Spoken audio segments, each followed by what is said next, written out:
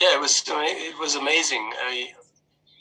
We managed to give something to people together, and that is something that we can both be grateful for, I think, and so it's incredibly rewarding.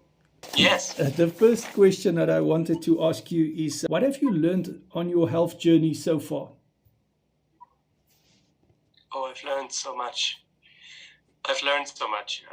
First of all, I've learned the very first thing I have learned. Well, the first thing I've learned on my keto journey was that me and my conception of myself and who I am and what kind of a character I have is far more dependent on the foods that I eat than I would have ever liked to admit. And this is something incredibly powerful. So I did not have mental health problems before keto at all, by any means, but I can definitely see in myself with the change of the metabolism had an impact on my personality. So that was a revelation already with keto, and I think I think with carnivore it goes even further. And I feel mentally stronger today in a phase of my life that I'm in the biggest crisis that I've ever been in. But I feel stronger today mentally than I've felt for decades. Yes. And I think this is also incredibly powerful. And I don't know anything. I've seen the comments, and I've seen that people have said that this has also a mental health aspect, the carnivore diet. Yes. And I can definitely say I can see it. I can absolutely see this. And we have talked about our regrets in the last series. Yes.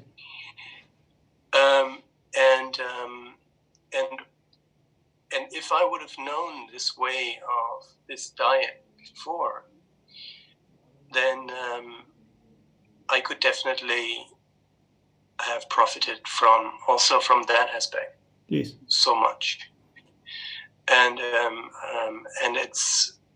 it is powerful. It is very, very powerful. And I think there are other people out there that will see this and that will say the same. And I think, in our moments of crisis, we need to be able to be mentally strong. Yeah. And I know that it's also the carnivore diet also extends to that. Physical side effects, physical healing, but also mental stability. I'm absolutely certain of that. Yes, that is wonderful, Florian. So, if I can ask you, what advice would you give a person who would like to start a similar approach to treatment and diet as you have? It really depends on where the person stands. So I came from a ketogenic diet, so I was already metabolically prepared. The groundwork was already done, also for fasting, but also for then transitioning to the carnivore diet. So I didn't have to go through any kind of keto flu or metabolic adaptation period. So in that sense, I was already very well prepared.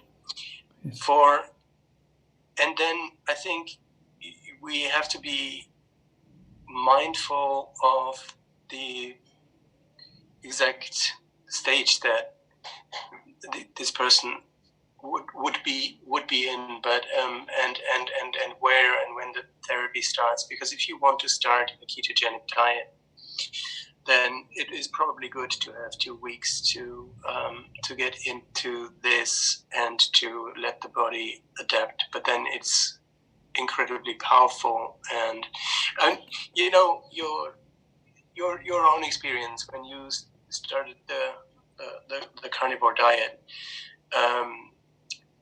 things didn't go perfectly from one day to the next. You didn't stop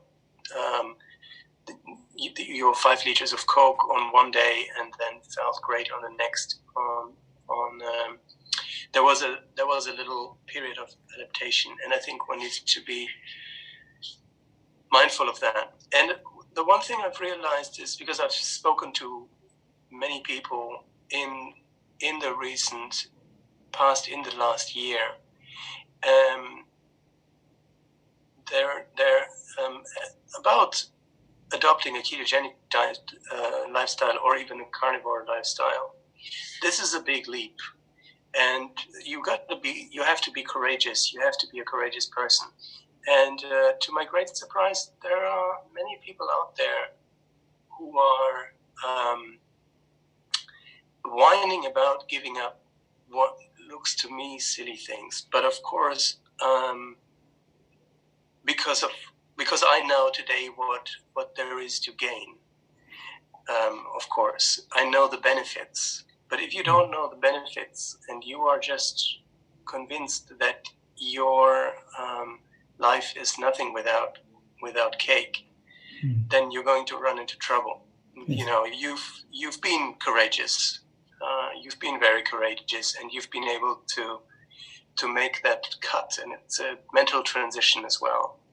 To say, right, this it is still life, even if I don't eat cake, and if I don't eat sugar. Yes. And for me, I still consider it life, even though I'm not eating watermelon anymore, which I love, or satsumas, which I love. But it's still life, and I enjoy it thoroughly. Yes. But these are conversations to have, and this is also a little bit of a journey that one needs to. There needs to be a certain amount of suffering to create a certain amount of readiness to what may look as a sacrifice, to then embrace those rewards. Yes, that makes perfectly sense. Would you recommend someone that is about to start chemo treatment to consider the carnivore way of eating, but in the sense that even if they don't have an obstruction? I would say that. Yes, I would say that. I would absolutely say that, because I can now see, of course, it was a bit of a coincidence for me to come to this, but now that I see how that works and how my body deals with that, yes, and the reaction of my body and the way that I feel today, yes, I feel very, very, very good. I feel fighting fit and ready, as I said earlier today, for the next round. I would definitely recommend it. I can absolutely recommend it. Okay. Without any doubt, you're not going to do anything wrong with adopting a carnivore diet if you were going into a chemotherapy. And this is for 2 reasons. First of all, for I think the powerful recovery that is enabled by this diet, but also, of course, because cancer cells do not like this diet. This diet puts you into a metabolic state that we do know is not a metabolic state that favors cancer cells. And so these are 2 very powerful reasons for me to absolutely recommend this diet. Wonderful. Tell me, in future, when you're finished with your treatment and you feel much better, will you ever put plants back into your diet? That's a very good question. I think today I think maybe a little bit, but I do think that I'm going to stay largely carnivore. Okay. There are certain things that I do miss. The crunch of salad. Mm-hmm. I like it's almost more a texture thing or a freshness thing on the tongue. Yes. But I am not going to go back to a largely. I'm not going to back to eating the amounts of vegetables and plant-based food that I used to eat. That I used to eat, for sure not. For sure not. Okay. For sure not. I think I'm going to stay very largely carnivore. Okay, wonderful. All right. What do you tell your family and friends about the way that you eat, and what is their response? It's super varied, and of course I have a bit because it's an. So of course my family knows my history and this story with the belly cramps and the obstruction, and this is of course something that helps me to shut down people that are ideologically opposed to eating meat, and of course there are people around me that are ideologically opposed to that, and of course there I have something to tell them that enables me to get elegantly away from the ideological rifts. What are you telling them? That may exist. But of course I do explain what I experience, and I do explain what the science is behind this, and then people do mostly understand. But of course, and you know this yourself, people are incredulous because people are indoctrinated to consider plant food healthy, and meat as suspect, and probably not that healthy, and and we're all brainwashed in that way, right? Yeah. And our societies, our Western societies, are so very, very brainwashed in that way. So, but I just explain what I experience, and people are surprised. People are surprised to hear that you can subsist on meat alone. Yes. Yeah. I always thought about this, when I grew up, I thought out of our forefathers. How did they find fruit and vegetables? I mean, they were, farmers, but, more like with cattle, and they were hunters and so forth. But I thought, where did they get the fruit and vegetables? We are so lucky to have fridges, And of course, they did not have fridges. I mean, but anyway. No. All right. So if you can recommend one book to read, what would that be? Yeah, I would definitely recommend The Carnivore Code by Paul Saladino. All right. I think he does a cracking job at explaining what the carnivore diet can be for you. Yes. And I think it was very powerful. It is a powerful book. It's very thoroughly written, but Dr. Paul Saladino is very thorough in all his explanations. He goes deep into the rabbit hole. Yes. Yes, and he does it in a fun way. I will. There is a little bit of a sense of humor there that I appreciate, and yes. it takes you on the journey. So that's wonderful. It's a good thing. Old Man Keto on Instagram. Um, when I did my research on Valter Longo that you referred me last time, the word gerontology came up. Which is, of course, the study of aging, And I thought Yes. that's Yeah. interesting. Old man keto, is there a link between it or not really? To be honest, no, there's not. I chose that name because when I started out with the ketogenic diet, I was in such a bad physical way that I felt very old. Okay. That I really felt old. Yeah. Because I was in a and of course, I don't take myself too seriously either. So a bit of fun, right? I find it very interesting. But it's true. But it's true, and I did discover Valter Longo initially through his work on age. And he wrote a book. The title escapes me. The Longevity Diet. Okay. That I read maybe a year and a half ago. On populations that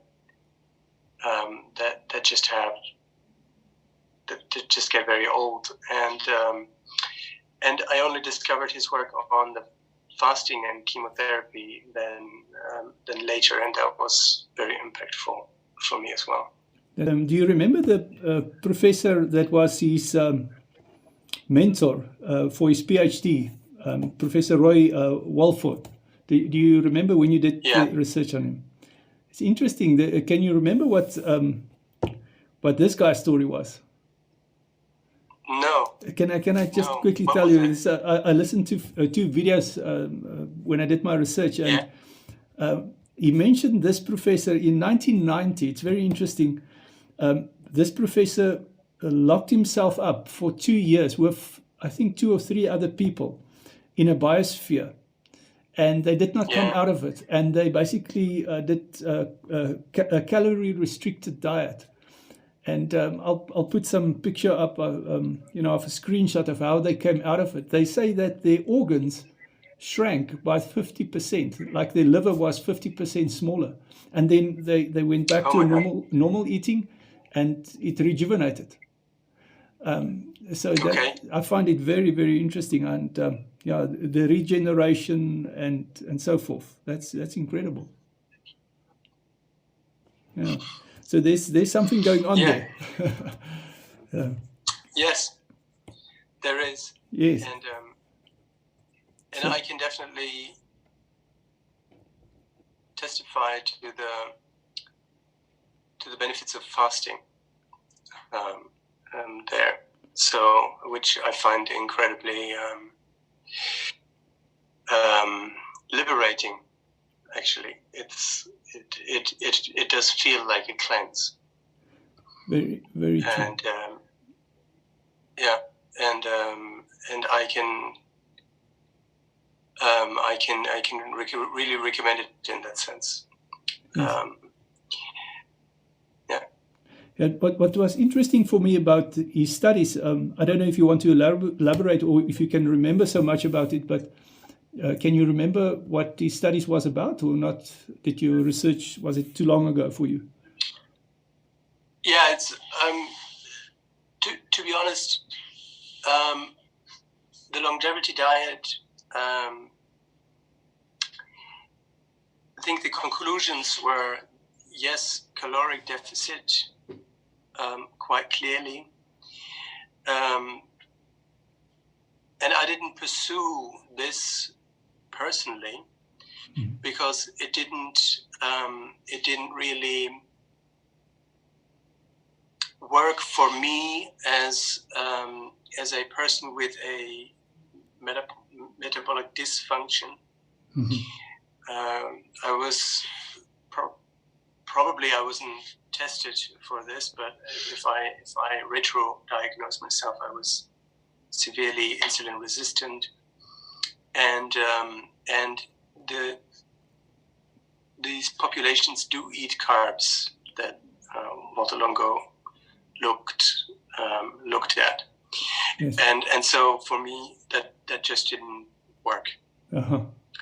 And I needed to cut out the carbs and increase the fats Yes. massively. Yes. And then that was the first step to healing. Yes, but what was very interesting in one of the videos, he actually talks about glucose when they did a study where they reduced the glucose, and there was also some kind of healing effect going on when they cut out the glucose. But we all know this, of course. Yeah. But anyway, let's talk about ice cream. Do you ever eat anything outside your diet at the moment, or not really? No. That's No. That's good. I don't cheat. That's good. That's very important. I don't have cheat days. That's good. First of all, also on the ketogenic diet, when I was just losing weight and it wasn't even about cancer, I didn't really. I was very disciplined and very strict. Yeah. Funnily enough, I was craving much more the pizza than the ice cream. And then when I did then finally come to the day when I thought, okay, now I can relax things a little bit, and then I did have that pizza at some stage, and I went to the restaurant here, the local restaurant that just makes the best pizza in this town, and I've been dreaming of that day, I can tell you. And then all of a sudden, something had changed in me, and it wasn't at all as good as I remembered it. Mm. And all those, this is really quite funny, because this is true for all the things that I think I really miss. In reality, the reality of them today is far less amazing than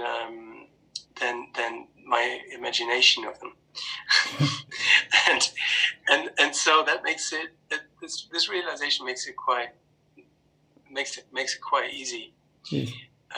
For me to just say, I really don't need that ice cream now. That's very true. I really don't need this or that distraction. And I do, we all know that experience. If you do cheat, you're going to feel bad. Yeah. You're going to actually undo a bit of the good work that you've been doing. And so I concentrate much more on discovering amazing things to eat within True. the carnivore diet. Very true. And there is so much. There is so much. Very true. So much goodness. Brett, the Thankful Carnivore, he says, you always say something, he say, cheating implies there's something to gain. And there's nothing to gain, and if you look at his story with the depression and the mental illness, or the anxiety, he don't want to go back there. So some people cannot at all think of even cheating, so that's very interesting. All right, now my next question is on the MeatRx platform. We have fasting coaches and we have carnivore coaches, and I'm seriously thinking now of doing a fasting coach course, but would you ever consider becoming involved in coaching? Definitely, yes, definitely. I've considered this in the past also as a career, but yes, absolutely, I would definitely consider this, and I think this is what is one of the one of the things I can give in this life is I like to pass on. Yes. I like to pass on knowledge. I like to pass on experience, and I don't like to tell people what to do.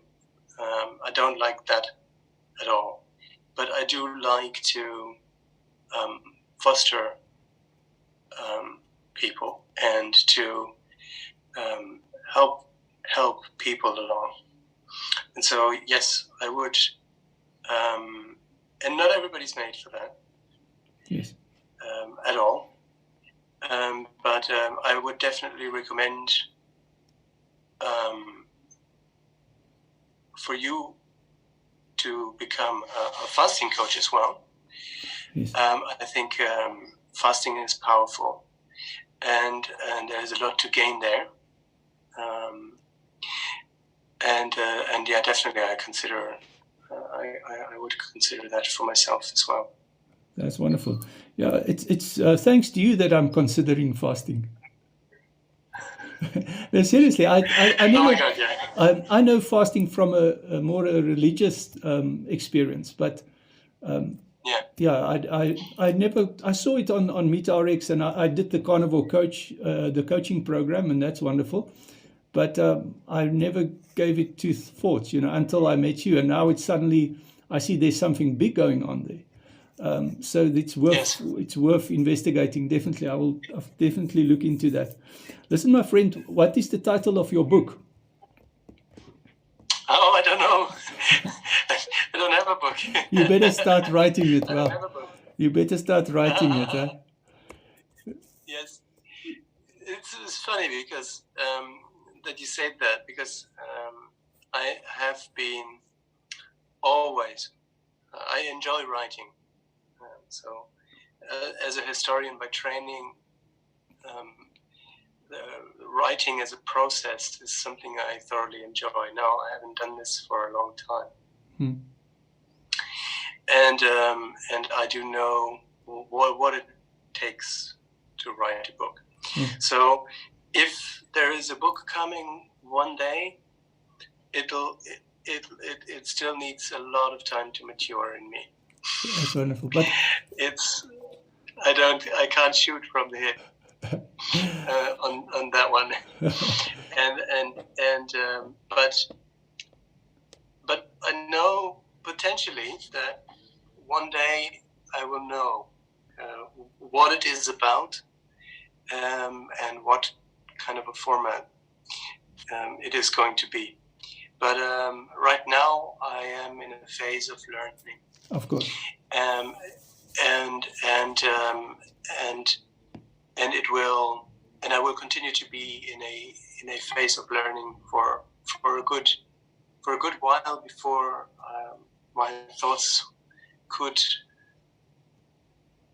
sort themselves into passing that on. But I can tell it will be a good book. Thank you. Right. That is, yes. But it is really funny that you say that, because you're not the only one. Yeah. And my children, they do say that already. Really? That they're already convinced this is going to be a book. Wonderful. Listen. Our time's running out. We've got a minute or so. I just wanted to thank you again for doing these interviews with me. And it was a very exciting experience for me, a wonderful experience for me. I learned a lot. I'm so grateful that our paths crossed. And and I think in future, I think maybe we can collaborate. Yeah. We definitely will. We definitely will. There is more. There is more. Definitely. So we'll turn this around. First thing. That's already the first thing that we'll do. Thank you. Thank you so much.